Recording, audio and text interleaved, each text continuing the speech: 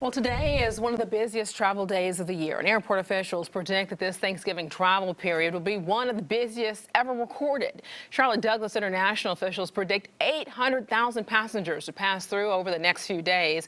And Queen City News reporter Savannah Rudisell has a breakdown of what security agents want travelers to know.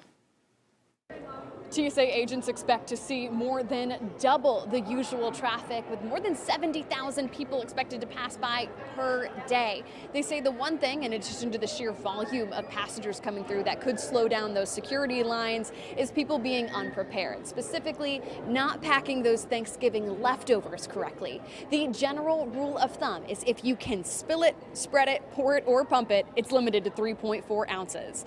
So essentially, you can bring as many potatoes as you'd like, but once you mash them, they're going to be limited to those 3.4 ounces. TSA officials say you're more than welcome to bring home that unopened bottle of wine. Alcohol is fine to travel with in your checked luggage that goes in the belly of the plane, or unless it's those tiny bottles that are 3.4 ounces or less.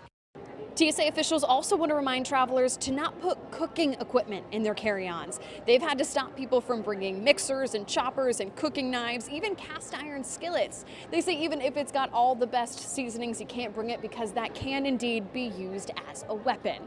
Now, if you're still confused over what you can and can't bring on the plane, the My TSA app has a full list of those commonly questioned items that you can bring with you in your carry-on.